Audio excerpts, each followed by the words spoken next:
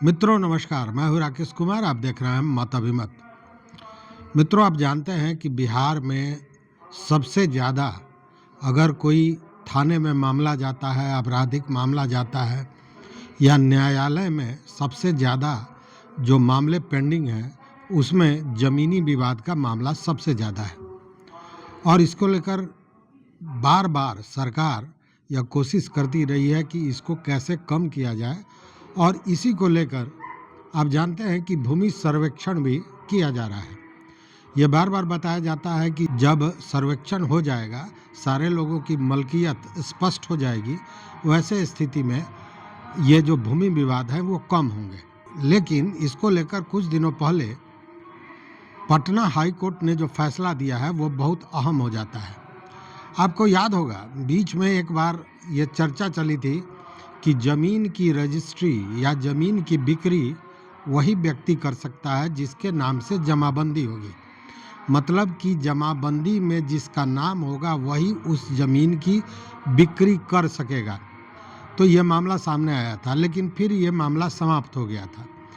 तो अब हाईकोर्ट ने एक फैसले में इसको स्पष्ट कर दिया है और कहा है कि वही लोग ज़मीन बेच सकते हैं जिनके नाम से जमाबंदी होगी।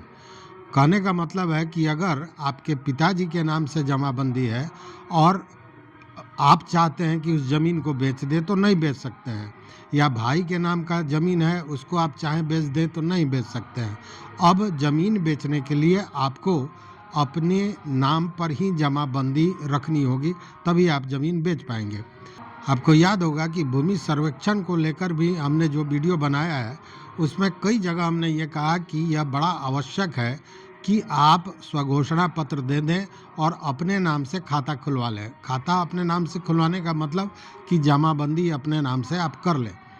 उसके पीछे सबसे बड़ा यही कारण था कि जमाबंदी जब आपकी नाम से रहेगी तब आप ज़रूरत पड़ने पर उस ज़मीन को बेच पाएंगे, अन्यथा बेच भी नहीं पाएंगे। या कोई अन्य भी जो अब तो सरकारी योजनाओं में भी उन्हीं को मिलना है जिनके नाम पर जमाबंदी होगा, या बैंक लोन भी उसी को देगा। तो ये सारी चीज़ें बड़ी महत्वपूर्ण हो जाती है। देखिए, है क्या कि यह हाई कोर्ट का जब मामला आया है सामने फैसला, उसके बाद मद्य निषेध उत्पाद एवं निबंधन विभाग ने पूरे सूबे के सभी जिलों के जिलाधिकारियों को पत्र लिखा है और पत्र लिखकर यह कहा है कि आप यह सुनिश्चित करावें कि जिसकी जमाबंदी है वही बिक्री करे। मतलब इस पर पूरी तीखी नज़र रहनी चाहिए कि जिसकी जमाबंदी है उसके अलावा कोई दूसरा आदमी ज़मीन का खरीद बिक्री नहीं कर पावे।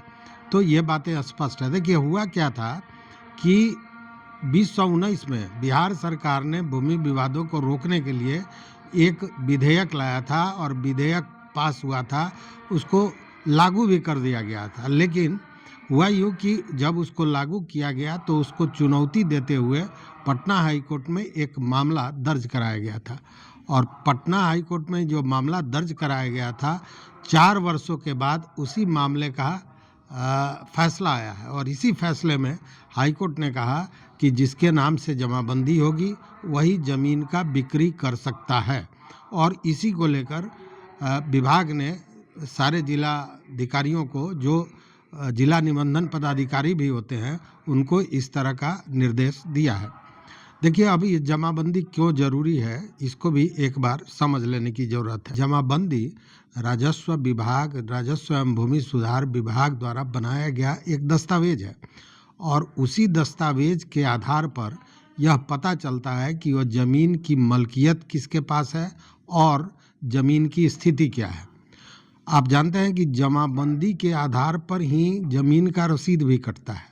तो रसीद भी अगर कटाना है तो जमाबंदी मतलब रसीद।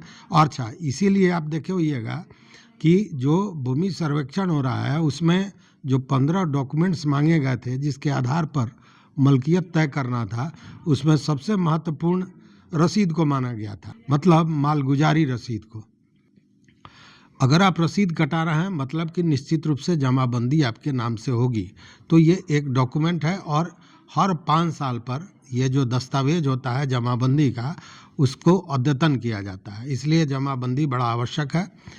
और इसीलिए मैं बार बार कह रहा हूँ और फिर आज एक बार निवेदन कर रहा हूँ कि कोशिश ये होनी चाहिए कि जो आपके हिस्से की ज़मीन है, जो आपका ज़मीन है, वो उसकी जमाबंदी आपके नाम से उसका खाता खुले, क्योंकि कालांतर में आगे चल के भविष्य में इसका बड़ा लाभ होगा। और अगर आपके पास नहीं है और कोई विपरीत परिस्थिति आ जाती है या कोई अच्छी योजना, कोई व्यापार आप करना चाहते हैं और चाहते हैं कि ज़मीन को सेल कर दें, बेच दें, तो उस स्थिति में अगर जमाबंदी आपके नाम से नहीं होगा तो सारी संपत्ति रहते हुए भी आपका हाथ खाली होगा। इसलिए बहुत आवश्यक है कि जमाबंदी आपके नाम से हो।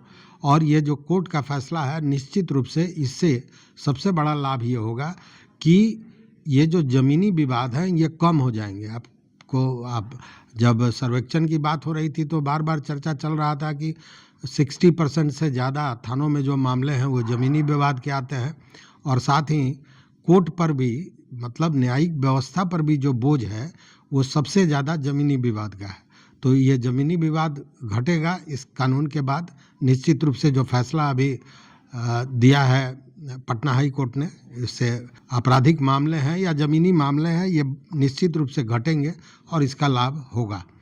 तो इस वीडियो में बस इतना ही। देखते रहिए मत अभिमत। मित्रों, चैनल पर नए हो तो सब्सक्राइब कीजिए, लाइक कीजिए, दोस्तों के साथ शेयर कीजिए और अपना विचार जरूर दीजिए। बहुत बहुत धन्यवाद। कोटिशा आभार।